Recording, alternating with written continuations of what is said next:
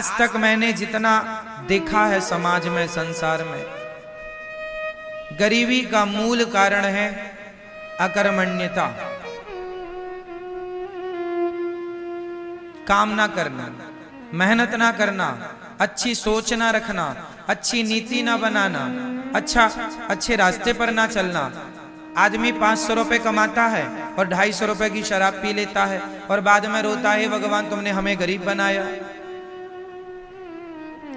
तो ईश्वर को कोसने से क्या होगा? आप जो कमाते हैं कितना बचाते हैं, क्या उपयोग करते हैं? भगवान ने 2 हाथ आपको भी दिए हैं, 2 हाथ टाटा बिरला अडानी अंबानी को भी दिए हैं।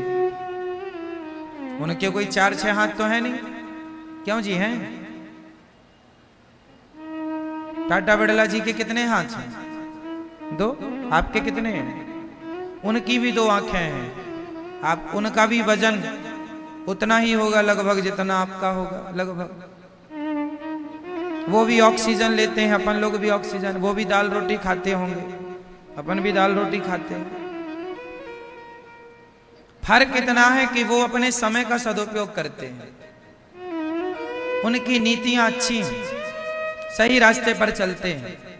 हम लोग पड़े हैं बिस्तरों में, 10-10 बजे तक तो सोते हैं, रात के 12 बज जाते हैं सोने में, 1 बजे तक मस्ती करते हैं, मोबाइल, व्हाट्सएप, फेसबुक चलाते हैं और सवेरे 10 बजे तक सोते हैं। ना उठने का समय है, ना सोने का समय है, ना काम करने की जिम्मेदारी है आज के लोगों में। 10 बजे ऑफिस खुलने का समय है, साहब 10:30 बजे आ रहे हैं। आधा घंटा लेट कैसे हो गए? चाय में लेट हो गए, चाय में लेट हो गए। चाय 5 रुपए की है और 30 मिनट कितने के हैं? चाय की कीमत बाजार में 10 रुपए होती है, 20 रुपए होती है, और क्या होगी? 30 मिनट कितने महंगे हैं बताओ? 30 मिनट, चलो 15 मिनट कीमती है या 1 कप चाय कीमती है?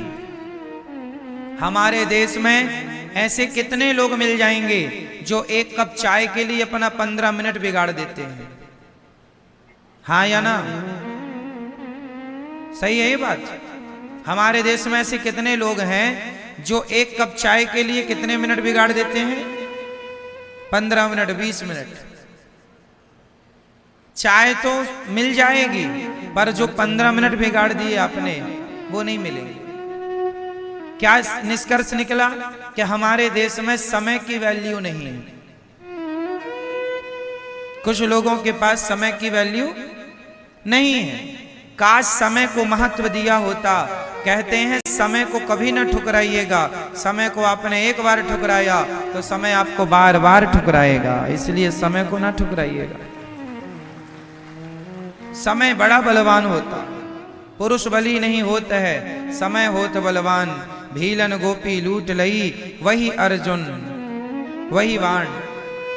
समय समय की बात है, तो समय बड़ा बलवान होता है। मेरी माँ, समझाओ ये बात अपने बच्चों को कि समय का दुरुपयोग ना करें।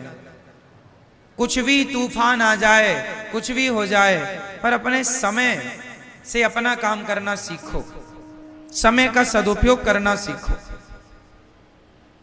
कुछ करना सीखो। खाली फुर्सत बैठना मतलब मूर्खता। करते रहिए, करते रहिए। कुछ ना करो तो शास्त्रों को पढ़ते रहिए, गीता को पढ़ते रहिए, कुछ सीखते रहिए। हर दिन हमें कुछ ना कुछ नया सीखना चाहिए, रोज हमें कुछ ना कुछ सीखना चाहिए। सही है मैया? समझ में आ रही? सीखते रहो, आगे बढ़ते रहो, करते रहो कुछ। काम करने वाला व्यक्ति शारीरिक रूप से भी स्वस्थ होता है और मानसिक रूप से भी स्वस्थ होता है। अकर्मण्य आदमी बैठा बैठा बीमार पड़ जाता है, मानसिक रूप से भी ग्रसित हो जाता है, परेशान हो जाता है। बुढ़ापा आ गया, इसका मतलब ये नहीं कि आप कुछ नहीं करेंगे। आप मंदिर में जाके कीर्तन ही करिए, गीता का पाठ करिए, बुढ़ापा है, रामायण, अच्छे संस्कार दीजिए गांव के लोगों को, मोहल्ले के लोगों को, सोसाइटी के लोगों को, अच्छा काम करिए। बुढ़ापा आ गया है, रिटायरमेंट हो गया है, कुछ नहीं कर सकते, तो आप जो बच्चे हैं जो गलत रास्ते पर जा रहे हैं, सब बच्चों को आप अच्छे रास्ते पर ले जाइए, क्योंकि आप बूढ़े हैं, आपको जीवन जीने का अनुभव ज्यादा है। अपने अनुभव शेयर करने लग जाइए, कुछ दीजिए देश को, समाज को, कुछ कीजिए। कुछ ना करने की अपेक्षा कुछ करना श्रेष्ठ है। अरे कीर्तन ही करो, सीताराम सीताराम, कुछ ना करो तो कथा ही सुनो, मंदिर में जाके झाड़ू ही लगा दो भगवान के दरवाजे में। कुछ ना करने की अपेक्षा कुछ करना श्रेष्ठ। सही है, करना सीखिए। बस भगवान यही कहते हैं कि जो मेरी शरण में आया है, जो मेरा बन के आया है, मैं उसके लिए सब कुछ करूंगा। भगवान होते तो लोग गरीब क्यों होते, ये कोई सवाल नहीं है। अकर्मण्यता से लोग गरीब हैं। अब दूसरी बात कि आज सब कुछ होने पर भी लोग परेशान क्यों हैं? क्योंकि सबसे बड़ी गलती ये है, जब भगवान ने गोवर्धन उठाया, बहुत ध्यान से समझिएगा, हम लोग सबसे बड़ी गलती क्या करते हैं जीवन में, वो समझिएगा। गिरिराज जी एक उंगली से किसने उठाया? भगवान श्री कृष्ण ने। अब जो ग्वाल वाल थे, सखा थे, मित्र थे, उन्होंने, किसी ने अपना कंधा लगा लिया, किसी ने एक लाठी ली और लाठी लगा ली, किसी ने दोनों हाथ पहाड़ पर लगा दिए। और थोड़ी देर बाद ग्वाल वालों ने भगवान श्री कृष्ण से कहा, कन्हैया तुम कुछ खा लो। भगवान बोले मैं खाऊंगा तो पहाड़ नीचे नहीं आ जाएगा। तो ग्वाल वालों ने कहा, कन्हैया क्या पहाड़ तुमने उठा रखा है? अरे हम लोगों ने इतनी लाठियां लगाई हैं, हम लोगों ने हाथ लगाए, कंधे लगाए, तो पहाड़ तुमने थोड़ी उठाया, हम सबने उठाया है, हमारा भी योगदान है। भगवान बोले अच्छा ठीक है, तो तुम लोग संभालो, फिर मैं नीचे करता हूं हाथ। हाँ हाँ तुम नाश्ता करो। भगवान ने थोड़ी सी उंगली नीचे की तो जितनी लाठियां लगी थी सब चढ़ चढ़ करके टूट गई। पहाड़ नीचे आ, सब भैया बचाइयो, लाला कन्हैया बचाओ बचाओ। भगवान ने उंगली ऊपर। अब ब्रजवासियों ने सबने अपने कंधे, डंडे, हाथ नीचे कर लिए। समझ में अब आया कि पहाड़ हमारे बल से नहीं, ये तो गोविंद के बल से खड़ा हुआ है। ये छोटी सी कथा क्या मैसेज देख के जा रही है? मैसेज यह है कि सबका भार किसके हाथ में है? भगवान के हाथ में है। आप लोगों ने जो कंधे लगा रखे हैं, मैं कर रही हूं, मैं कर रहा हूं। आपने जो लाठियां लगा रखी हैं, मैंने ये किया, मैंने वो किया। आपने जो हाथ लगा रखा है, मैं ना होता तो ऐसा ना होता, मैं ना होता तो मर जाता, ये गलतफहमी निकाल दो। किसी के कुछ करने से कुछ नहीं होता। हुई है सोई जो राम रची राखा।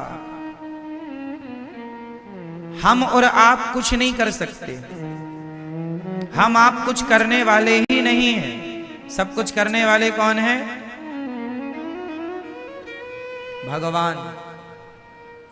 जो लोग इस सच्चाई को नहीं स्वीकार करते, जो लोग इस सच्चाई को नहीं मानते, वो लोग दुखी होते हैं। जो हो रहा है वह भगवान की इच्छा से हो रहा है। जो हुआ था वह भी भगवान की इच्छा से हुआ था। जो होगा वह भी भगवान की इच्छा से होगा। अच्छा, आप क्या कर सकते हैं बताइए? आप में से ऐसे कितने लोग हैं? हम सबसे सवाल कर रहे हैं, बताइए आपके पास कितना पावर है? आप क्या कर सकते हैं? क्या आप दिन को रात बना सकते हैं? क्या आप नदी को समुद्र बना सकते हैं? क्या आप बूढ़े को जवान बना सकते हैं? क्या जवान को बूढ़ा बना सकते हैं? क्या आप चाह कर भी अपनी कमर का दर्द मिटा सकते हैं? दवाई ही तो खा सकते हैं, अच्छा इलाज ही तो करा सकते हैं। वो इलाज के बाद भी दर्द जाएगा या नहीं, ये आपके हाथ में। आपके हाथ में होता तो दर्द ही ना होता। किसान खेत में बीज ही तो बो सकता है, कितने कुंटल फसल आएगी किसके हाथ में है? क्या है, आपकी बेटी का विवाह कब होगा ये आपके हाथ में है? आपकी बहू के बेटा ही होगा या बेटी ही होगी ये आपके हाथ में है? बोलो मेरी माँ, फिर क्या आपके हाथ में? आपको कितना लाभ होगा, कितनी हानि होगी, ये आपके हाथ में है। इसलिए बिंदास आनंद पूर्वक जिंदगी जीना सीखो। टेंशन लेके मरो मत, घबराओ मत। जो कष्ट आए, संकट आए, फेस करते चलो। उस सिचुएशन को हैंडल करते चलो। घबराओ मत, डरो मत, क्योंकि जो हो रहा है कहीं ना कहीं भगवत इच्छा है। इसलिए हर हाल में प्रसन्न रहना सीखिए। आपके हाथ में, हमारे हाथ में कुछ नहीं है। इसलिए जब कुछ है ही नहीं तो हम किसी बात की टेंशन लें क्यों? बेटी का विवाह कब होगा? जब समय। आप कर्म, इसका अर्थ ये नहीं है कि आप कर्म ना करें, कर्म करते रहिए, प्रयास करते रहिए। बेटी का विवाह जब होगा हो जाएगा। आप अच्छा लड़का ढूंढते रहिए, टेंशन नहीं लेना। अरे महाराज जी लड़का ही नहीं मिल रहा है, घबरा रहे हैं, ब्लड प्रेशर हाई हो रहा, ये कोई बात नहीं।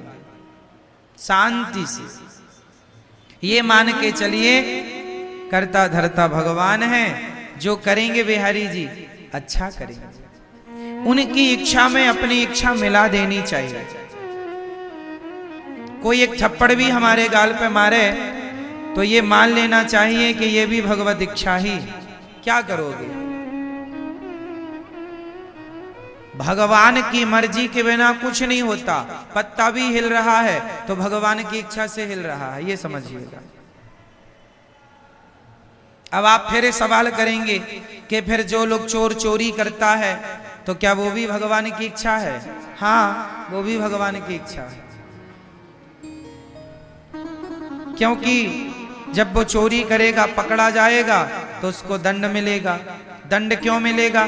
क्योंकि उसके कर्मों के अनुसार उसके भाग्य में दंड का विधान था। तो वो वैसी जैसी होनी होगी वैसी करेगा। भगवान बुद्धि मति गति वैसी बना देते हैं। जो होना होता है तब मति गति भगवान वैसा ही हम और आपको सोच भी नहीं। हम और आप जो सोचते हैं वह भी कंट्रोल भगवान के हाथ में होता है। हम उतना ही सोच सकते हैं जो भगवान सोचवाएंगे, उतना ही बोल सकते हैं जितना भगवान बुलवाएंगे, उतना ही कर सकते हैं जितना भगवान करवाएंगे। क्योंकि हम कठपुतली हैं, सब ही नचावत राम गोसाई। आज का आदमी व्यर्थ में टेंशन लेता है, व्यर्थ में परेशान होता है। ये जिंदगी परेशान होने के लिए नहीं मिली, ये जिंदगी मस्त होकर के जीवन जीने के लिए मिली है। खूब बिंदास जियो, आनंद से जियो, प्रसन्न चित्त से जियो। जो हो रहा है उसे भगवत इच्छा मानकर चलते रहो। आनंद के लिए जीवन मिला है, दुखी होने के लिए जीवन नहीं मिला कि जरा सा संकट आया दुखी होने लग गए, रोने लग गए। अरे जब अच्छा समय आता है आदमी का तो वो जब अच्छा समय आता है तो आदमी उस अच्छे समय को एक्सेप्ट करता है, स्वीकार करता है। तो बुरा वक्त आए तो उसे क्यों ना स्वीकार किया जाए। इसलिए हर समय को भगवान की कृपा मानकर, भगवान का प्रसाद मानकर उसे स्वीकार करना चाहिए। तो अब बताओ, आप और हम लोग क्या करते हैं? आप कितने लोगों का पेट भरते हैं बताओ? मैया, कितने लोगों का पेट भरते हैं आप लोग? 2 लोगों का, 4 लोगों का, 10 लोगों का? बताओ मैया, ओ मेरी माँ, आप कितने लोगों का पेट भरती हो मैया? आपसे पूछ रहे हैं जो थोड़ी देर पहले आपने जम्हाई ली है। बताओ, हैं? कितने लोगों का पेट भरते हैं आप? 10 लोगों का? आप बताओ, कितने लोगों का पालन करते हो आप लोग? दादाजी, आप कितने लोगों का पालन करते हो? हम और आप कितने लोगों का पालन करते हैं?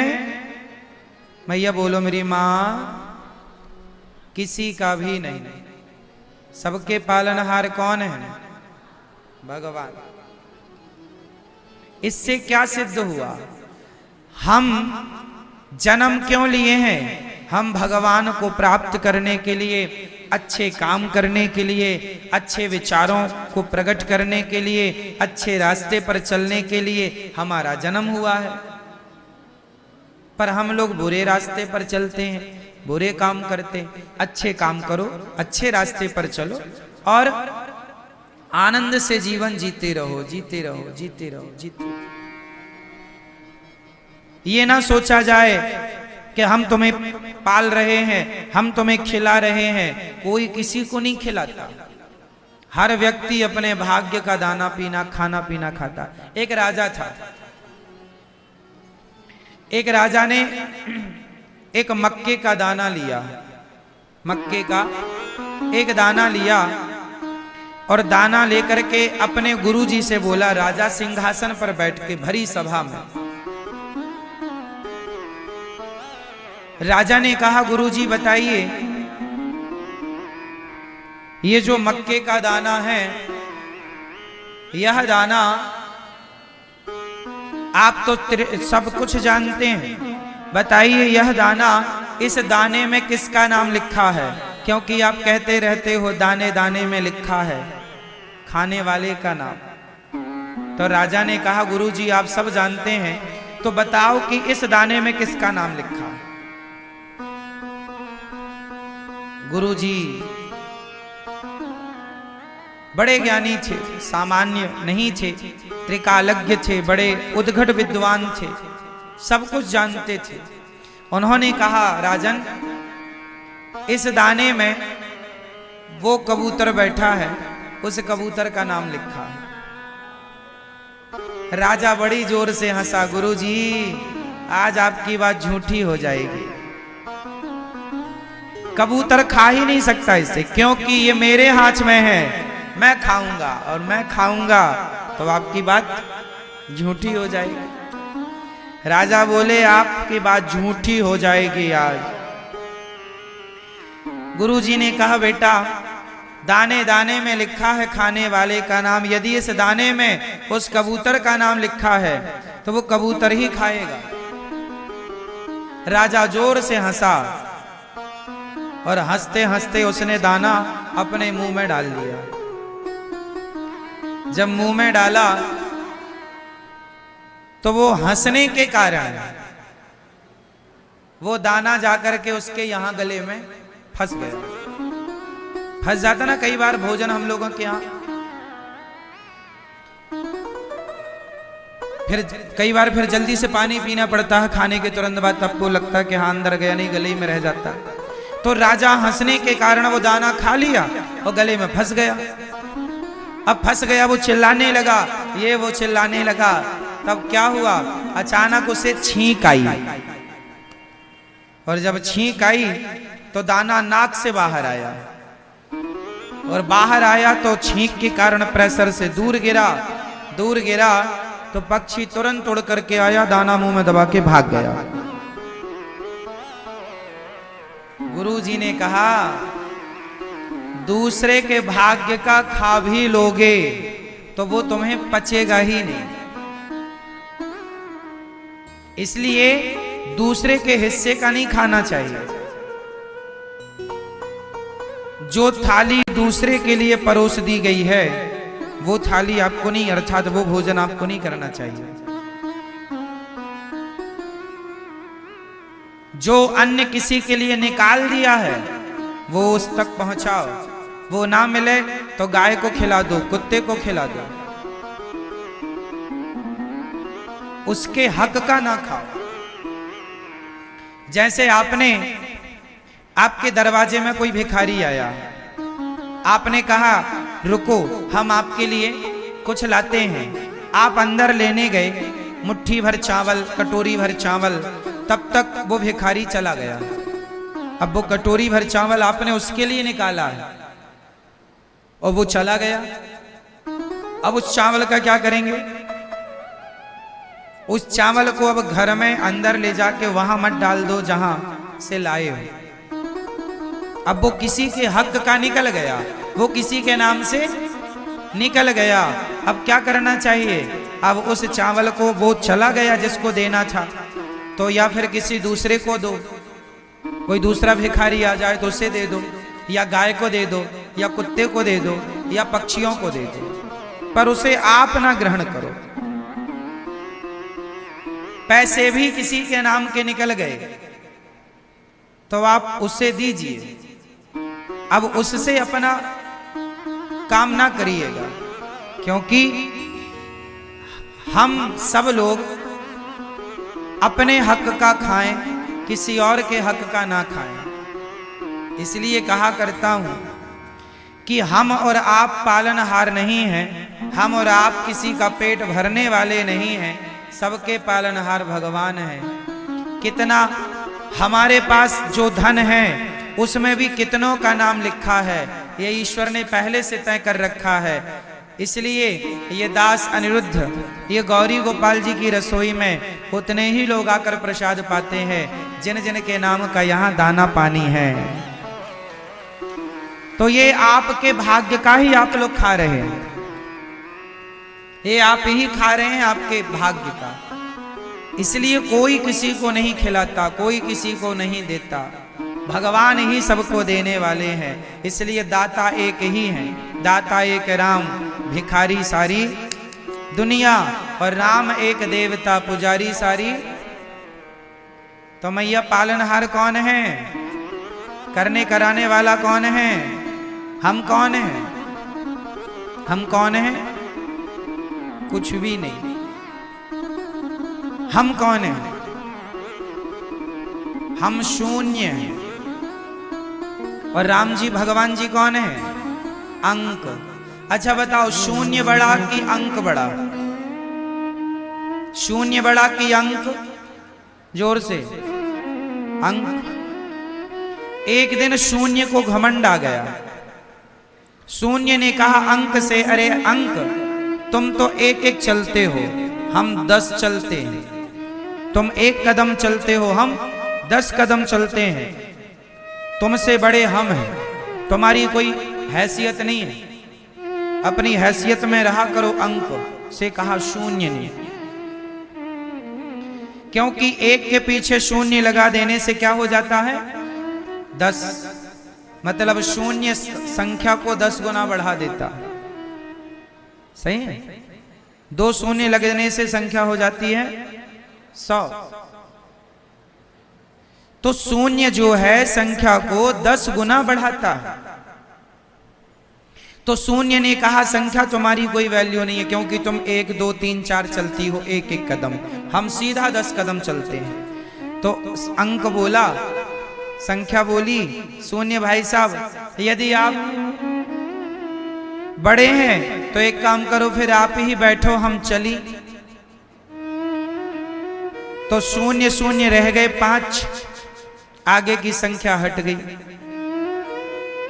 5 शून्यों की भी वैल्यू तब है जब सामने संख्या हो। 2 शून्यों की भी वैल्यू तब है जब सामने अंक हो, संख्या हो। अंक नहीं तो शून्य का कोई अस्तित्व नहीं। उसी प्रकार राम नाम एक अंक है, बाकी साधन सून, राम रहे 10 गुण है, राम बिना सब सून। भगवान अंक है, हम सब शून्य हैं। यदि शून्य अंक से जुड़ा रहेगा तो शून्य की भी जय जयकार होती रहेगी। यदि शून्य संख्या से हट गया तो शून्य की कोई हैसियत नहीं।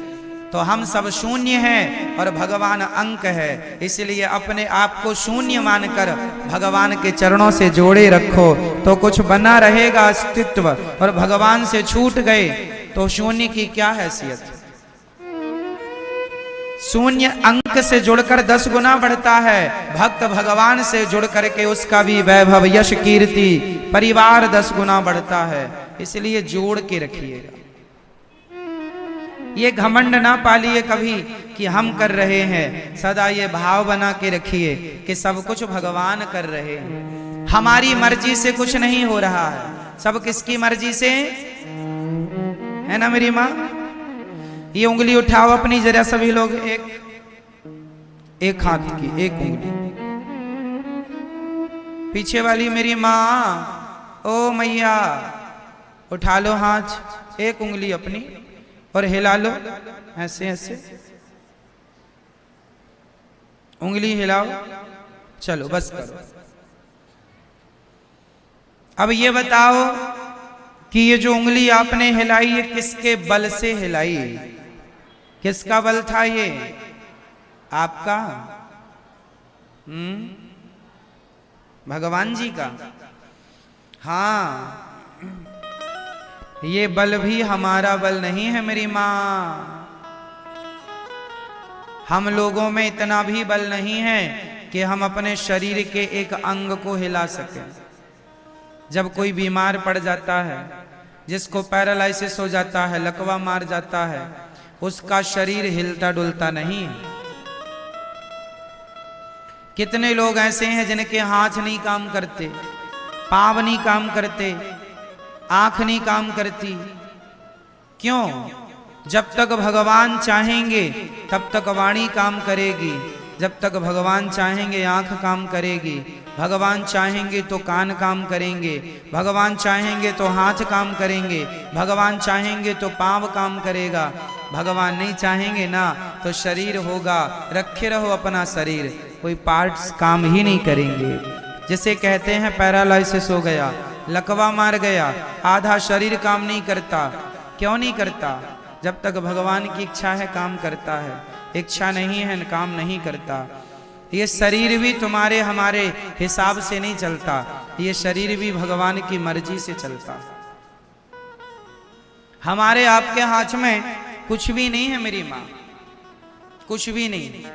इसलिए व्यर्थ का घमंड ना किया जाए किसी चीज का, व्यर्थ का अभिमान ना पाला जाए किसी चीज का। माल खजाना को तो छोड़ दो मेरी माँ, ये शरीर भी अपनी संपत्ति नहीं। हम आप सब मरेंगे ना तो ये शरीर भी छोड़ के जाना पड़ेगा। इसका अर्थ यही है कि हम घमंड किसका करें। ये उंगली भी हम अपने बल से नहीं हिला रहे, इसमें भी भगवान की शक्ति है। जो बीमार पड़ जाता है, कई बार आप इतने बीमार पड़ जाते हैं कि आपको हाथ पांव हिलाने की भी हिम्मत नहीं बचती। आप लोग कई बार कहते हैं हमारी आंख खोलने की हिम्मत नहीं है बीमार पड़ने पर। ऐसा होता है कि नहीं कि आंख खोलने की भी हिम्मत नहीं है? तो ये जो हिम्मत कह रहे हो आप, ये हिम्मत कहां से आ रही है? कौन है ये आंख खोलने की हिम्मत देने वाला, चलने फिरने की हिम्मत देने वाला? तो क्यों हम ये कहें कि ये सब हम कर रहे हैं? हम कौन हैं ये बताओ, हम कौन हैं? कौन है आप? आपका परिचय क्या है? कौन है आप? कुछ भी नहीं है हमारा अस्तित्व, फिर भी हम लोग अपनी डींगे मारते फिरते हैं। हम ये हम वो ना, कुछ नहीं है हम। अभिमान त्याग दो, मिटा दो। जब हमारा शरीर पूरा हो जाता है, जब मृत्यु आती है ना, तो हम लोग जल जाते हैं। और जलने के बाद क्या बचती है हमारी? जोर से सिर्फ राख कितने रुपए के घड़े में आ जाती है? बोलो। मैया 25 गया जमाना, 25 वाला 50 हो गया, महंगा हो गया घड़ा। 50 रुपए के घड़े में तुम्हारी पूरी राख आ जाएगी। जो बड़ी बड़ी बातें करते थे, बड़ी गाड़ी बड़े बंगले का बड़ा रुतबा दिखाते थे, बड़ी अकड़ दिखाते थे, उड़ रही है तुम्हारी राख। 50 रुपए के घड़े में पूरी की पूरी, है ना? जब तक जिंदा थे तो कितना सामान था, मर गए तो मुट्ठी भर राख रह गई है। ये सच्चाई है। कितने ऐसे आपने देखे होंगे जो आपके देखते देखते जिनका नाम, जिनका यश, जिनकी कीर्ति सब कुछ पड़ा का पड़ा, धरा का धरा रह गया, अंत में मुट्ठी भर राख बन गए। हाँ, आप में से कितने लोग ऐसे हैं जो एक दिन राख हो जाएंगे? अरे सब लोग हैं, सब। तो आप लोग राख हो क्या? हाँ, हम भविष्य की राख हैं। हम भविष्य की उड़ती हुई राख हैं, धूल हैं। इसलिए भगवान के चरणों की धूल ही माना करो कि हे नाथ, जब मैं मर जाऊंगा और मेरे शरीर की राख उड़ उड़ के वो धूल का कण बिहारी जी के चरणों में जाकर चिपक जाएगा तो जीवन सार्थक हो जाएगा। राधे तेरे चरणों की गर धूल जो बन जाऊं, ये धूल है। आप हम एक दिन इसी धूल मिट्टी में मिल जाएंगे। आज नहीं कल, कल नहीं परसों, 2030 तक नहीं तो 2040 तक, 2040 तक नहीं तो 2050 तक, 2050 तक नहीं तो 2060 तक, 2060 तक नहीं तो 70, 80, 90 तक। और बताओ क्या बोल दें हम? पार करा दें 2000 को? नहीं, ये सच्चाई है। अब बताओ, जब हम राख हैं भविष्य की मुट्ठी भर, तो अब एटीट्यूड किसका करें, घमंड किसका करें? हम बताओ, झगड़ा किससे करने जाएं? अब किससे लड़ें? ये शरीर हमारा झगड़ा करने के लिए नहीं मिला, लड़ने के लिए नहीं। हम किस किस के दोष देखें? इसलिए अपने दोष देख लो और भगवान के गुणों में मस्त रहो। भगवान जैसा कोई गुणी नहीं और हमारे जैसा कोई दोषी नहीं।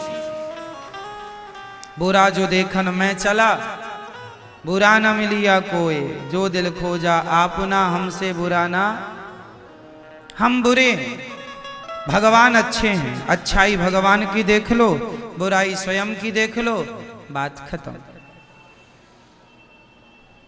व्यर्थ का झूठा एटीट्यूड, अभिमान, हमें जानते नहीं, कॉलर खड़ी कर करके लोग हैं डींगे मारते रहते हैं, व्यर्थ का गाल बजाते रहते हैं। कौन बचा है जो तुम बचोगे? इतनी लंबी लंबी बातें ना किया करो, सपनों में ना जिया करो, यथार्थ पहचानो, सत्य को जानो।